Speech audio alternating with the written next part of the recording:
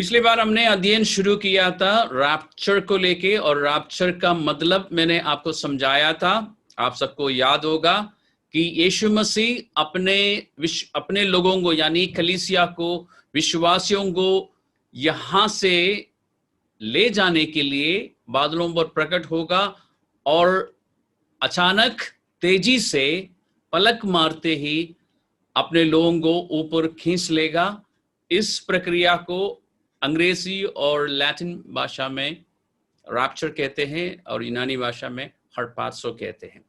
ये हमने सीखा था और हम इस अध्ययन में उस घटना के लिए हमेशा रैप्चर शब्द ही इस्तेमाल करेंगे, इसलिए वो आसान है क्योंकि वो एक सिंगल शब्द है। नहीं तो हमें बहुत लंबा सा बोलना पड़ेगा कि यीशु मसीह बादलों में प्रकट होगा और अपने विश्वासियों को उठा लेंगे या तेजी से, और एकदम ये सब कुछ लंबा बोलना पड़ेगा। इसलिए हम एक आसान शब्द इस्तेमाल करेंगे जो कि यूनानी बाइबल में है, लैटिन बाइबल में है, अंग्रेजी बाइबल और हिंदी बाइबल में ये शब्द नहीं मिलेगा। और ये हमने अध्ययन किया था। इस बात पर भी हमने चर्चा की थी कि पुनरुत्थान और प्रभु यीशु मसीह की वापसी मतलब रैप्चर पहली शताब्दी में मसीही विश्वास की बुनियादी शिक्षाओं या बुनियादी शिक्षाओं के एक अहम हिस्से में पाए जाने वाली बातें हैं। यानी पुनरुत्थान अपने आप में एक बुनियादी शिक्षा है और रैप्चर जो है पुनरुत्थान से जुड़ा हुआ है, इसलिए ये दोनों बातें बुनियादी शिक्षा में आती है। हमने ये भी सीखा था कि कुरिन्थियों की पहली पत्री का 15वां अध्याय में बहुत स्पष्ट रूप से पुनरुत्थान के विषय में, पुनरुत्थान का मतलब है मरे हुओं का जी उठना, उस विषय में काफी स्पष्ट और काफी डिटेल्स में शिक्षा है। जबकि थिस्सलुनीकियों की पत्री में रैप्चर के विषय में, थिस्सलुनीकियों की पहली पत्री में और दूसरी पत्री में प्रभु का दिन के विषय में चर्चा है, जानकारी है। हमने इस बारे में भी चर्चा की थी कि थिस्सलुनीकियों की पत्री जो है AD 51 में लिखी गई थी और थिस्सलुनीकियों की कलीसिया की स्थापना जो है AD 50 में हुई थी। और हमने क्या सीखा था? हमने ये भी इस अध्ययन में सीखा था कि थिस्सलुनीके शहर की जो कलीसिया है या वहां के विश्वासी जो है बाकी शहरों में रहने वाले विश्वासियों के लिए आदर्श बने थे। मकिदुनिया और अखैया नाम के शहरों के विश्वासियों के बीच में थिस्सलुनीके शहर के विश्वासियों को लेके अक्सर चर्चा होती थी, उनके विश्वास को लेके कि किस तरह उन्होंने अपने मूर्तों को छोड़कर जीवते परमेश्वर की ओर फिरे और उस सच्चा और जीवते परमेश्वर की सेवा करने के लिए लोग किस तरह से मूर्तियों को छोड़ के फिरे और फिर किस रीति से वो प्रभु यीशु मसीह का आने के लिए इंतजार कर रहे हैं। ये सब बातें हमने पिछले बार सीखी थी और विशेष करके हमने पहला अध्याय और दूसरा अध्याय में भी कुछ खास पदों को देखा था जहां पर यीशु मसीह के पुनरागमन के विषय में यानी रैप्चर के बारे में पौलुस उनको स्मरण दिलाता है। यानी प्रेरित पौलुस जब उन लोगों के बीच में था, उनको सिखाया था और इस बात की सबूत हमें इन बातों से मिल जाती है। और फिर आज मैं आपको बताना चाहूंगा कि इस थिस्सलुनीकियों की पत्री में, पहली पत्री में रैप्चर के विषय में जो शिक्षा है, ये या इस शिक्षा के द्वारा वहां के विश्वासियों को, थिस्सलुनीके शहर के विश्वासियों को और उसके बाद जिन जिन कलीसियाओं में ये पत्री भेजी गई थी वहां के यानी उस समय पहली शताब्दी के सारी कलीसियाओं को उनके अंत के समय के को लेके जो सवाल थे उन सारे सवालों का जवाब मिल गया है। और हम ये भी जानते हैं और आज जब अध्ययन करेंगे तो और स्पष्ट रूप से हमें समझ आएगा कि पहली शताब्दी में ही हर कलीसिया में झूठे शिक्षक पहुंच जाते थे और वो परमेश्वर की बातों को गलत रीति से सिखाते थे, जिसके कारण थिस्सलुनीके शहर के विश्वासियों के बीच में भी और अन्य शहरों में भी विश्वासियों के बीच में रैप्चर को लेके कुछ सवाल आए थे और कुछ कंफ्यूजन भी उनके बीच में रही है। तो इस पत्री के द्वारा वो गलत शिक्षा के कारण जो सवाल उठे थे उन सारे सवालों के जवाब भी मिल गए हैं और फिर जो कंफ्यूजन आई थी वो भी खत्म हो गई है। एक बात मैं आपको बताना चाहूंगा कि सबसे पहले आप देखेंगे जब आप गलातियों की पत्री को पढ़ते हैं तो शैतान ने साल्वेशन यानी उद्धार या मुक्ति के विषय में जो सही शिक्षा और सही जानकारी प्रेरितों के द्वारा दी गई थी उस पर आक्रमण किया और गलातियों की कलीसिया में गड़बड़ी पैदा की और लोगों को कहा कि जब तक वो कतना को नहीं अपनाएंगे उनको उद्धार नहीं मिल सकता, जबकि वो यीशु मसीह के बलिदान पर विश्वास करने के द्वारा उद्धार पा चुके थे। उनको कन्फ्यूजन में डाला और उस बात को लेके, और ये मैंने आपको गलातियों की पत्री में बोला, जब बल्कि उससे पहले भी हुआ है।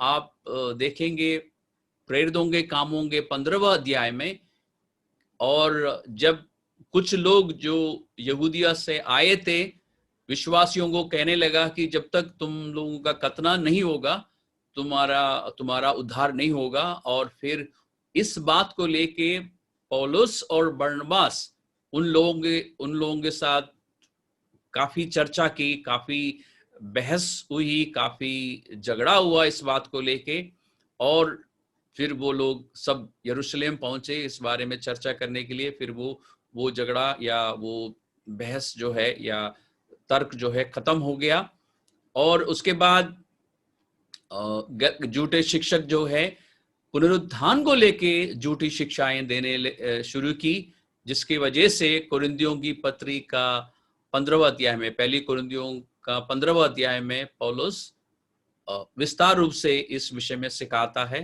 ताकि लोगों के बीच में जो गड़बड़ी आई है और जो गलत शिक्षा दी गई है वो हट जाए।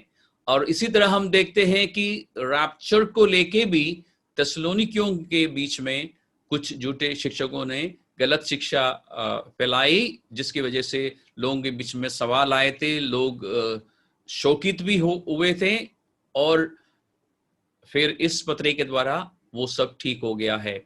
यानी हम इस बात को देख सकते हैं कि शैतान जो है हमेशा महत्वपूर्ण बातों पर आक्रमण करता है और कलीसिया में लोगों के, विश्वासियों के बीच में गड़बड़ी पैदा करने की कोशिश करते हैं उसके सेवकों के द्वारा, जिसको हम झूठे शिक्षक कहते हैं, जो कि मसीह लोग हैं लेकिन वो प्रभु यीशु मसीह की बातों को सुनने की बजाय शैतान की बातों को सुनते हैं, फिर वो उन बातों के अनुसार लोगों को गलत सिखाते हैं। एक बार फिर से मैं आपको कहना चाहूंगा कि पुनरुत्थान और रैप्चर जो है मसीही विश्वास की बुनियादी शिक्षाओं का एक महत्वपूर्ण हिस्सा है, और इस पत्री के द्वारा हम ये भी जानते हैं, और इस बारे में शायद मैंने आपको कहा था कि थिस्सलुनीकियों की चर्च में जो गलत शिक्षा आई थी वो दूर की गई थी, लेकिन केवल इतना ही नहीं, आने वाली पीढ़ियों के लिए, जैसे कि 21वीं शताब्दी में हम जो विश्वासी है, हमारे लिए भी इस पत्री से फायदा है, क्योंकि हमें मालूम चल जाता है, हमें सीखने को मिलता है कि अंत में क्या होगा, यीशु मसीह किस रीति से, किस तरह बादलों पर प्रकट होगा और उसके बाद क्या क्या होगा।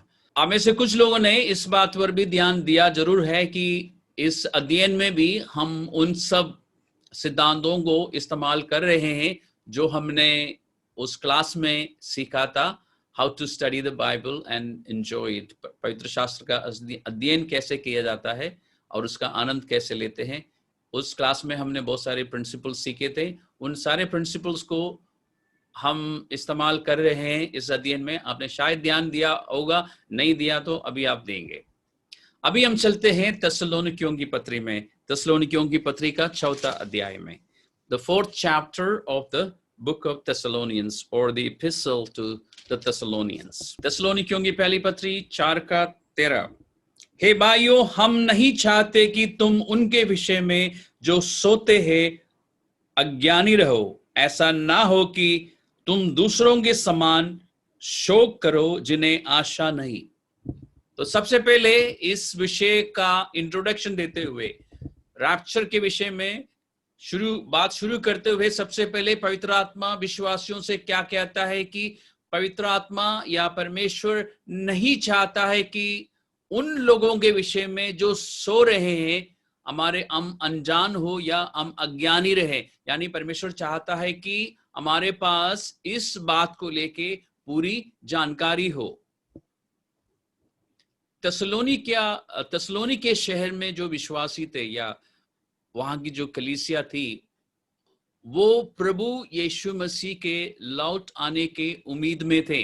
वहां के विश्वासी लोग, जब पौलुस उनके बीच में था, उनको रैप्चर के बारे में जरूर सिखाया था। हमने इस बारे में पिछली बार चर्चा की थी।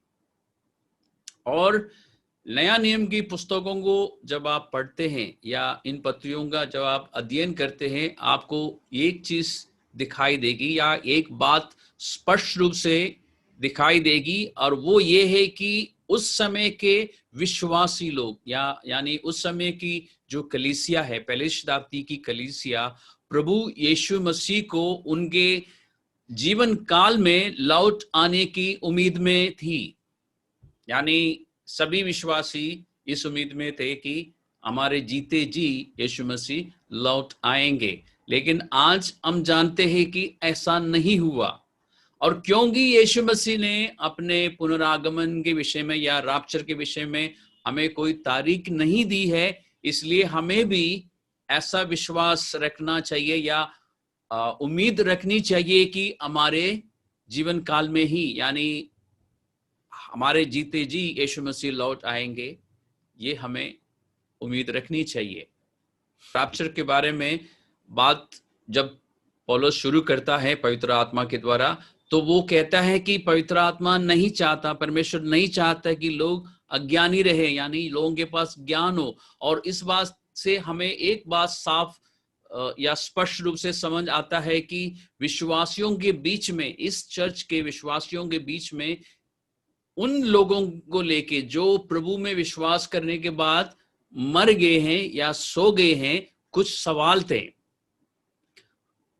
अब आपको ये बात नहीं भूलनी चाहिए कि उस जमाने के विश्वासी प्रभु यीशु मसीह को उनके जीवन काल में लौटने की उम्मीद में थे।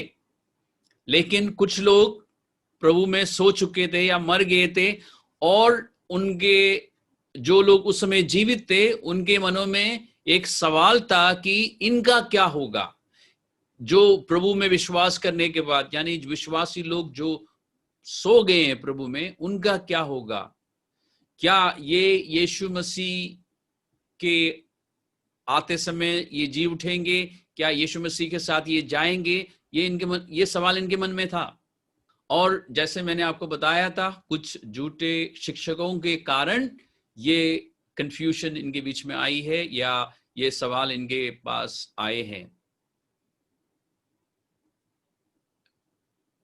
और तेसलोनिकी की दूसरी पत्री में आपको और भी स्पष्टता के साथ पता चलेगा कि कुछ झूठे शिक्षक उस कलीसिया में आए थे और गलत शिक्षा दी थी, इस रैप्चर को लेके भी और प्रभु का दिन को लेके भी। और उस समय कलीसिया में लोग जो जीवित थे, उनका सवाल ये था कि क्या वो लोग जो प्रभु में विश्वास करने के बाद सो गए हैं, प्रभु के साथ जाएंगे या वो रह जाएंगे। और मुझे ऐसा लगता है कि जिस समय पौलुस उनके बीच में था और उनको रैप्चर के बारे में सिखाया था, उस समय शायद, और मैं ये आपको कह रहा हूं शायद, पौलुस ने उन लोगों के बारे में नहीं सिखाया जो प्रभु में सो गए हैं। और ये भी हो सकता है कि उन लोगों के बारे में जो प्रभु में सो गए हैं, पवित्र आत्मा ने उनको बाद में दिखाया हो या समझाया हो। और ये निष्कर्ष मैंने कहाँ से निकाला या मैं ऐसा क्यों कह रहा हूं, क्योंकि इसी 4 अध्याय में 15वां पद में पौलुस कहता है, पौलुस और पौलुस के साथ सिलास और तिमुथियुस भी है, तो पौलुस कहता है कि, या ये तीनों मिलके कहते हैं, क्योंकि हम प्रभु के वचन के अनुसार तुमसे ये कहते हैं। प्रभु से जो वचन हमें मिला है उसके अनुसार हम कहते हैं। और रैप्चर के विषय में ये जो बात पौलुस अभी बता रहा है, ये इससे पहले बाइबल में, नया नियम में कहीं भी नहीं है, यानी गॉस्पेल्स में नहीं मिलेगा। इसलिए मैं समझता हूं कि जो पौलुस कहता है कि प्रभु का वचन या प्रभु से जो बातें हमें पहुंची है, हम तक पहुंची है, तो या इसमें ये ऐसा नहीं लिखा कि प्रभु की बातें जो हम तक पहुंची है, इसमें लिखा है प्रभु के वचन के अनुसार। तो वो प्रभु के वचन जो है, वो वचन नहीं जो प्रभु ने इस पृथ्वी में रहते हुए गॉस्पेल्स में बताया, क्योंकि गॉस्पेल्स में कहीं भी प्रभु में विश्वास करने के बाद जो लोग सो जाते हैं या मर जाते हैं, उनके बारे में कोई भी चर्चा नहीं है। इसलिए मैं समझता हूं कि ये पोर्शन जो है या ये रेवलेशन जो है पौलुस को बाद में मिला होगा। अब हम चलते हैं 14वें पद में, नहीं 13वें पद में ही हमें एक बार वापस जाना होगा। 13वें पद में सबसे पहले प्रभु ने कहा कि प्रभु नहीं चाहता कि हम अज्ञानी रहे, यानी प्रभु चाहता है कि जो लोग विश्वास करने के बाद सो गए हैं उनके बारे में हमारे पास सही जानकारी हो, पूर्ण जानकारी हो, और हमारे पास उनको लेके कोई संदेह ना हो। और दूसरी बात, अगर हमारे पास उन लोगों के विषय में पूर्ण जानकारी नहीं है तो हम दुखी रहेंगे। ऐसा ना हो कि तुम दूसरों के समान शोक करो जिन्हें आशा नहीं है। अगर हमारे पास सही जानकारी नहीं है तो हमारे पास आशा नहीं होगी, और जब आशा नहीं होगी तो हम दुखी रहेंगे, हम शोक मनाते रहेंगे उनके लिए जो प्रभु यीशु मसीह में विश्वास करने के बाद सो गए हैं। और परमेश्वर नहीं चाहता कि हम दुखी रहें। परमेश्वर नहीं चाहता कि हम उनको लेके आशाहीन रहे जो प्रभु में सो गए हैं। और इसलिए हमारे पास सही जानकारी और पूर्ण जानकारी होना जरूरी है। और मैं समझता हूं कि परमेश्वर कलीसिया को बताना चाहता है कि उनका क्या होगा जो सो गए हैं और जो जीवित है। प्रभु यीशु मसीह के लौटते समय उन सब का, यानी हम सब का क्या होगा, हमारे साथ क्या होगा, प्रभु चाहता है कि हमारे पास सही जानकारी हो। क्योंकि जैसे मैंने अभी आपको बताया, अगर ये सही जानकारी नहीं है तो हम परेशान रहेंगे, दुखी रहेंगे, और हमारे अंदर आशा नहीं होगी। अब 14वें पद में हम क्या देखते हैं, क्योंकि यदि हम विश्वास करते हैं कि यीशु मरा और जी भी उठा, तो वैसे ही परमेश्वर उन्हें भी जो यीशु में सो गए हैं उसी के साथ ले आएगा। यीशु मसीह में विश्वास करने वाले सभी लोग इस बात पर विश्वास करते हैं कि यीशु मसीह मरे हुओं से जी उठा था। अगर हम ये विश्वास नहीं करते तो हम विश्वासी बन ही नहीं सकते। लेकिन एक बात, इस बात पर या इस सच्चाई पर जोर देने के लिए पौलुस या पवित्र आत्मा पौलुस के द्वारा ऐसा हमसे या इस रीति से हमसे बात कर रहा है कि क्योंकि यदि हम विश्वास करते हैं, और अदर नहीं तो इसमें यदि लगाने की जरूरत नहीं है। जाहिर है कि हम सब ये विश्वास करते हैं कि यीशु मसीह मरे हुओं से जी उठा था, और हमें ये बताने की कोशिश में है कि यदि यीशु मसीह मरे हुओं से जी उठा है तो हम भी यीशु मसीह के आने के समय मरे हुओं से जी उठेंगे। यानी जिस तरह यीशु मसीह मरने के बाद जी उठा, ठीक उसी तरह हम भी उस दिन, जिस दिन यीशु मसीह बादलों पर प्रकट होगा, जी उठेंगे, यानी हमारा भी पुनरुत्थान होगा। और दूसरी बात वो ये कहता है कि क्योंकि, और उसके बाद 15वें पद में वो कहता है, क्योंकि हम प्रभु के वचन के अनुसार तुमसे कहते हैं कि हम जो जीवित है और प्रभु के आने तक बचे रहेंगे, सोए हुओं से कभी आगे ना बढ़ेंगे। और यहां पर उस चर्च में जो सवाल था, या विश्वासियों के मनों में जो सवाल था, उस सवाल का सबसे पहले जवाब मिल रहा है कि हम लोग जो उस समय जीवित होंगे, हम यीशु मसीह से मिलने के लिए सबसे पहले नहीं जाएंगे। यानी ऐसा नहीं कि हम चले जाएंगे और जो लोग प्रभु में सो रहे हैं वो यहां पर रह जाएंगे। एक आश्वासन की बात, एक तसल्ली की बात कलीसिया को दी जा रही है कि जो लोग प्रभु में सो गए हैं वो भी जी उठेंगे, और जो लोग उस समय जीवित होंगे वो सबसे पहले ऊपर को नहीं भागेंगे, हम सब एक साथ ही जाएंगे। आगे हमें पढ़ने को मिलेगा। 16 पद में लिखा है कि क्योंकि प्रभु आप ही स्वर्ग से उतरेगा, उस समय ललकार और प्रधान दूत का शब्द सुनाई देगा और परमेश्वर की तुरही फूकी जाएगी, और जो मसीह में मरे हैं वे पहले जी उठेंगे। तो सबसे पहले क्या होगा? जो लोग मसीह में सो गए हैं वो जी उठेंगे। ऐसा नहीं होगा कि उस समय जो लोग जीवित है वो पहले ऊपर को उठा लिए जाएंगे। जो लोग प्रभु में सो गए हैं वो पहले जी उठेंगे। और 17 पद में लिखा है, तब जो जीवित और बचे रहेंगे उनके साथ। और ध्यान देने वाली बात यह है कि उनके साथ। और ये सब कुछ होने में कितना समय लगेगा? पलक मारते ही होगा, ज्यादा समय नहीं लगेगा। यीशु मसीह बादलों में प्रकट होंगे, जो लोग प्रभु में सो गए हैं वो पल भर में ही जी उठेंगे और हम बदल जाएंगे, और फिर हम उनके साथ बादलों पर उठा लिए जाएंगे। यानी उस समय यूनानी भाषा में हरपात्सो और अंग्रेजी और लैटिन भाषा में रैप्चर होगा। यानी ये सब स्प्लिट सेकंड्स में होंगे ये काम।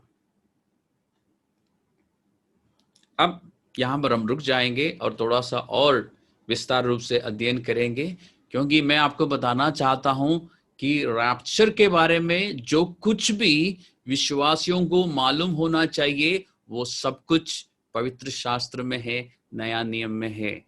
और इसी तरह प्रभु का दिन को लेके विश्वासियों को जो कुछ मालूम होना चाहिए वो सब कुछ इस पवित्र शास्त्र में है। हमें पवित्र शास्त्र के बाहर जाने की जरूरत ही नहीं है।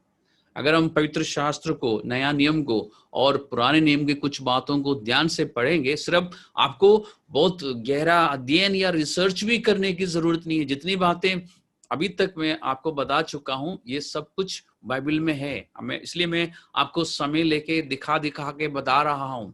हमें कहीं और छानबीन करने की जरूरत नहीं है। जो बातें बाइबल में है, जो बातें पवित्र आत्मा ने प्रकट की है, लिखवाई है, उन्हीं बातों को पढ़िए। आपके पास स्पष्ट और पूर्ण जानकारी होगी रैप्चर को लेके और प्रभु का दिन को लेके। 16वें पद में हमने क्या देखा? क्योंकि प्रभु आप ही स्वर्ग से उतरेगा। प्रेरितों के कामों में पहला अध्याय और उसका 11वां पद में आपको शायद याद होगा, अगर आप चाहे तो वहां हम जा सकते हैं। जब यीशु मसीह का स्वर्गारोहण हो रहा था या स्वर्गारोहण हो चुका था, उसके बाद, या हम ये भी कह सकते हैं कि यीशु मसीह का स्वर्गारोहण हो गया, वो बादलों में छिप गए थे, और उस समय यीशु मसीह के जो चेले थे वो ऊपर को ताकते रहे, और उस समय स्वर्गदूतों ने उनसे बात की, हे गलीली पुरुषों, प्रेरितों का कामों का पहला अध्याय का 11वां पद, तुम क्यों खड़े आकाश की ओर देख रहे हो? यही यीशु जो तुम्हारे पास से स्वर्ग पर उठा लिया गया है, जिस रीति से तुमने उससे स्वर्ग को जाते देखा है, उसी रीति से वे फिर आएगा। यही बात जो स्वर्ग दूतों के द्वारा उस समय के चेलों तक पहुंची थी, आज या इस पत्री के लिखते समय पवित्र आत्मा पौलुस के द्वारा विश्वासियों को बता रहा है, उस जमाने के विश्वासियों को और आज हमें भी, कि जिस तरह यीशु मसीह इस पृथ्वी से ऊपर को चला गया था और बादलों में छुप गया था, उसी रीति से यीशु मसीह बादलों में फिर दिखाई देगा। उसके बाद लिखा है कि उस समय ललकार होगा और प्रधान दूत का शब्द सुनाई देगा। और तीसरी बात क्या है? परमेश्वर की तुरही फूंकी जाएगी। और ये सब कुछ एक साथ होगा। और सबसे पहले प्रधान दूत का शब्द होगा, उसके साथ ललकार होगा और परमेश्वर की तुरही फूंकी जाएगी। और ये जो तुरही है, पवित्र शास्त्र में तुरही फूंकी जाती है दो कारण से। या तो एक होता है जब न्याय करने का समय हो तो तुरही फूंकी जाती है, जैसे कि आप प्रकाशित वाक्य का 8वां अध्याय से लेके 11वां अध्याय तक देखेंगे। तुरही जो फूंकी जाती है बार बार, वो न्याय के लिए है, न्याय की ओर संकेत देता है। लेकिन आपको निर्गमन की पुस्तक में 19वां अध्याय में, निर्गमन का 19वां अध्याय में 16वां पद से लेके 19वां पद तक जब आप पढ़ेंगे, आपको पता चलेगा कि जब परमेश्वर से मिलने के लिए मूसा ने लोगों से कहा था कि आज परमेश्वर से तुम सबकी मुलाकात होगी, और लोगों को ये कहा था कि जब तुरही फूंकी जाएगी तो इस जगह पर इकट्ठा होना, क्योंकि तुम्हारा परमेश्वर आज तुमसे बात करेगा। इसलिए तुरही फूंकी जाती है, तो या तो वो एक तो वो न्याय के लिए होगा और दूसरा परमेश्वर से मुलाकात करने के लिए होगा। और यहां पर जो तुरही फूंकी जाएगी वो न्याय के लिए नहीं, अपना परमेश्वर, अपना प्रभु से मुलाकात करने के लिए है। और इस तरह ललकार होगा, प्रधान दूत का शब्द सुनाई देगा, तुरही फूंकी जाएगी, और वो उस समय ललकार के बाद प्रधान दूत क्या बोलेगा उस दिन हमें पता चलेगा। और वो तुरही फूंकी जाने से जो लोग प्रभु में सो गए हैं उनको पता चलेगा कि हमारा उठने का समय आ गया है।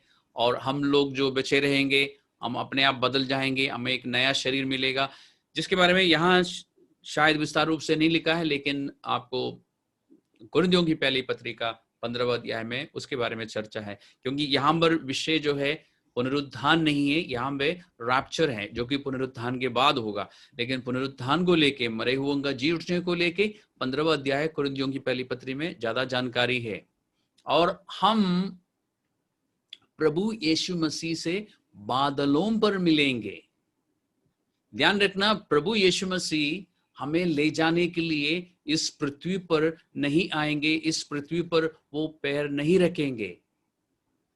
पवित्र शास्त्र में लिखा है, जो सो गए हैं वो जी उठेंगे, जो बचे हुए हैं वो बदल जाएंगे। और फिर क्या होगा? रैप्चर का मतलब क्या है? अचानक तेजी से पलक मारते ही हम यहां से उठा लिए जाएंगे और बादलों में हमारी मुलाकात प्रभु से होगी। बल्कि इसमें साफ शब्दों में लिखा है कि हवा में प्रभु से मिले।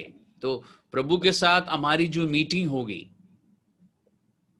पूरी चर्च की, वो बादलों पर या हवा में होगी, इस पृथ्वी पर, इस धरती पर नहीं होगी। हमें एक और आश्वासन है कि उसके बाद हम सदा प्रभु के साथ रहेंगे। और उसके बाद 18वां पद में एक और बात है, पवित्र आत्मा चर्च से या कलीसिया से, विश्वासियों से कहता है कि इस प्रकार इन बातों से एक दूसरे को शांति दिया करो। ये जो बातें अभी बताई गई है, इन बातों के द्वारा एक दूसरे को शांति दिया करो, एक दूसरे को तसल्ली दिया करो, एक दूसरे को कंफर्ट दिया करो। क्योंकि अगर हम प्रभु में विश्वास करने के बाद सो भी गए हैं तो चिंता करने की जरूरत नहीं। सोने वालों को सोने से पहले और जो जीवित है बाकी लोगों के सोने के बाद कि इनका क्या होगा। जब प्रभु यीशु मसीह आएगा सबसे पहले वे जी उठेंगे जो प्रभु में विश्वास करके सो गए हैं, और हम जो बचे हुए हैं हम बदल जाएंगे और हम सब यहाँ से उठा लिए जाएंगे और प्रभु में हवा में प्रभु से मिलेंगे, और उसके बाद हम हमेशा प्रभु के साथ रहेंगे। यही सबसे बड़ी तसल्ली देने वाली बात है।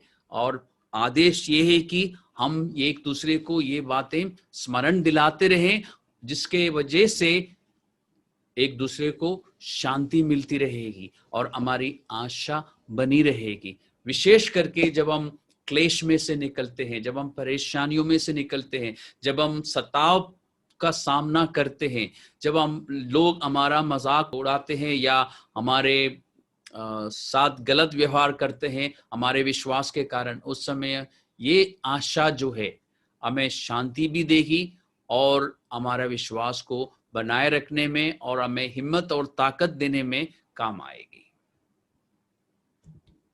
और मैं समझता हूं जैसे, और ये बात शायद मैं एक बार कह भी चुका हूं कि पवित्र शास्त्र में रैप्चर को लेके संपूर्ण और स्पष्ट जानकारी है।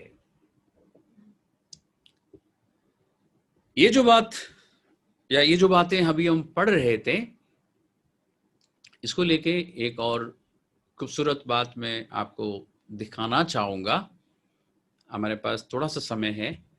आप यूहन्ना का सुसमाचार खोलिए, यूहन्ना का सुसमाचार का 14वां अध्याय।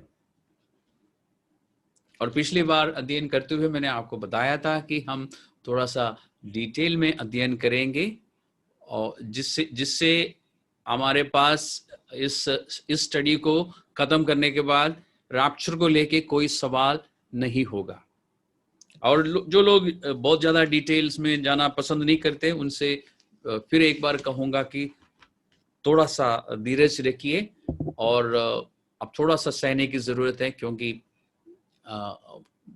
बाकी लोगों को डिटेल्स की जरूरत है। जिनको डिटेल्स नहीं चाहिए आप वैसे एंजॉय कर लीजिए हमारे साथ, लेकिन डिटेल में स्टडी करने के बाद मैं जानता हूं हमारे पास कोई सवाल नहीं होगा।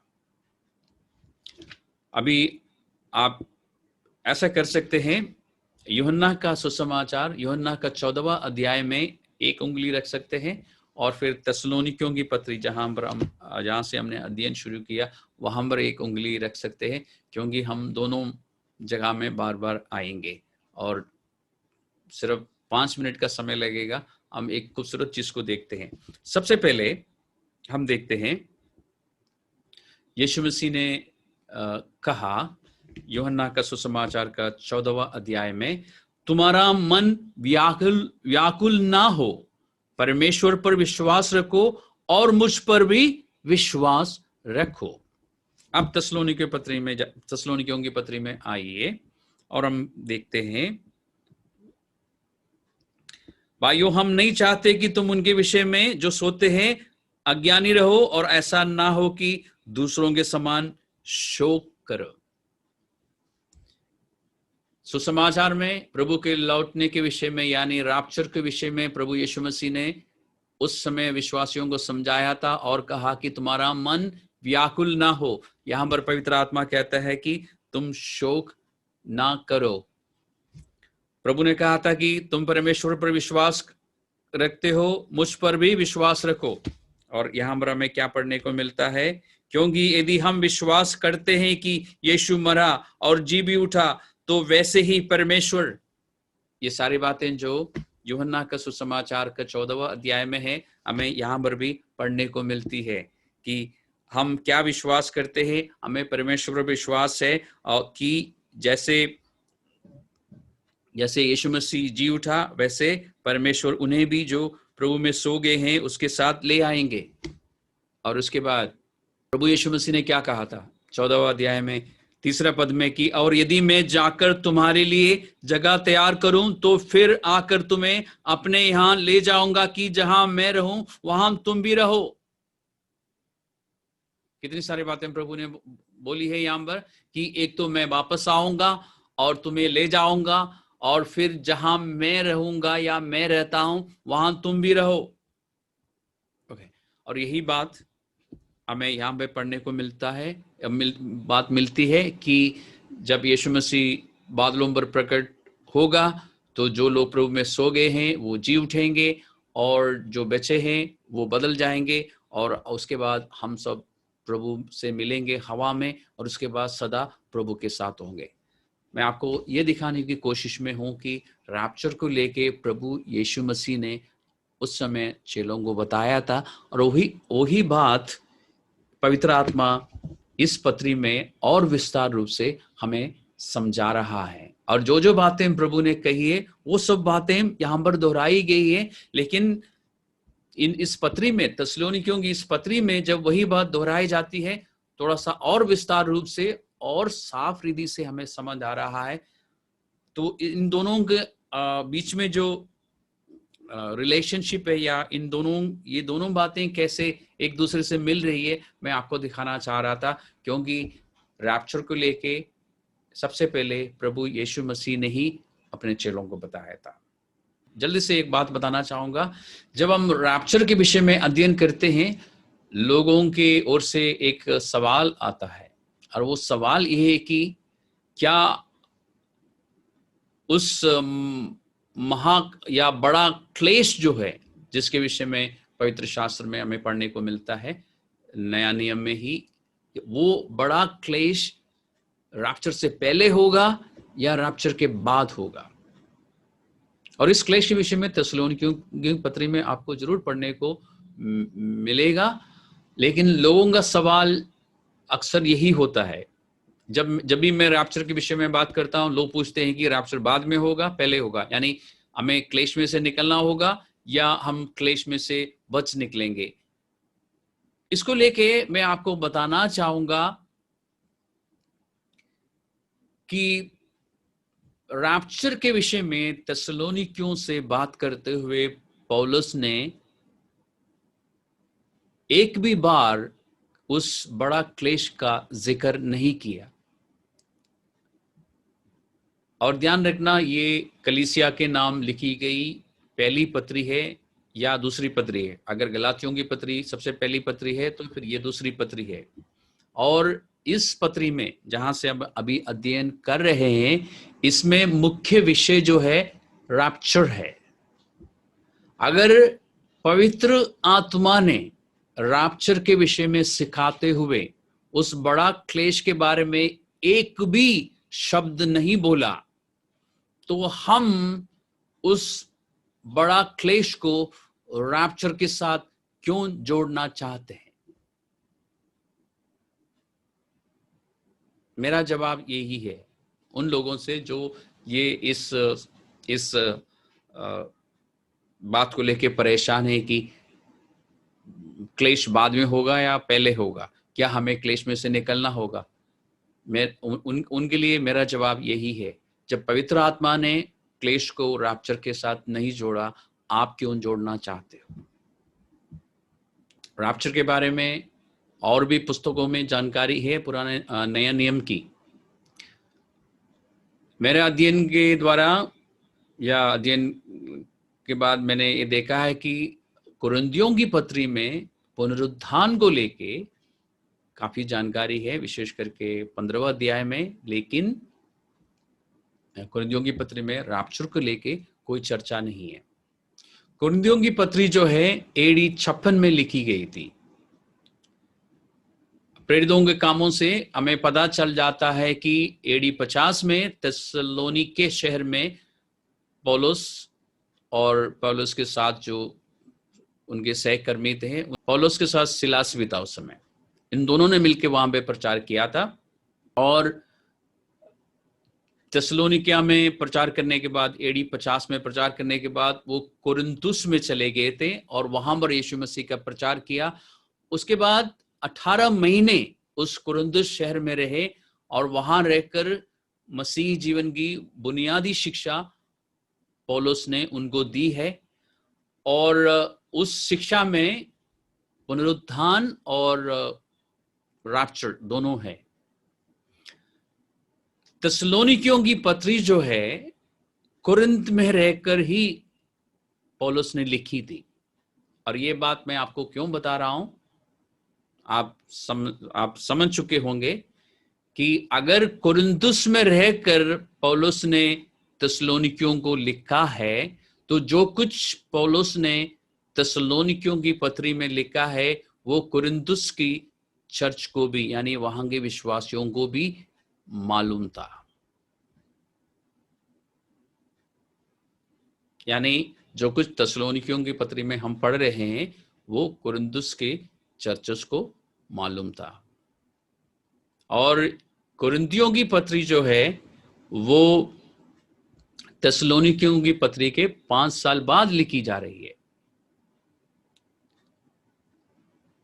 और उस समय कुरिन्थुस में ऑब्वियसली हम जानते हैं कि कुछ झूठे शिक्षक आए थे जिन्होंने ये सिखाना शुरू किया कि मरे हुओं का जी उठना बिल्कुल भी नहीं होगा या पुनरुत्थान नहीं होगा। और 15वां अध्याय में पौलुस कहता है कि ये शिक्षा गलत है। अगर यीशु मसीह मरने के बाद जी उठा है तो हम भी जी उठेंगे। और फिर कैसे जी उठेंगे, किस तरह का शरीर हमें मिलेगा, और जो लोग उस समय बचे हुए हैं, जो लोग प्रभु में नहीं सोए हैं, उनको किस तरह का शरीर मिलेगा, यानी दोनों को एक जैसा शरीर मिलेगा। इन सब बातों को लेके उसमें चर्चा है। लेकिन उस अध्याय का 51 का पद में पौलुस कहता है कि मैं तुम्हें एक वेद की बात बताता हूं, और वो क्या है हम नेक्स्ट सेशन में सीखेंगे। फिलहाल हम यहाँ रुक जाते हैं। परमेश्वर का हम धन्यवाद करते हैं। पवित्र आत्मा, तेरा धन्यवाद इस अध्ययन के लिए। जो कुछ हमने आज सीखा है, जो कुछ प्रभु हमें समझ आया है, हम धन्यवाद देते हैं प्रभु कि तूने हमारी मदद की। और मैं परमेश्वर तेरा धन्यवाद करता हूं कि रैप्चर को लेके संपूर्ण जानकारी इस पवित्र शास्त्र में है।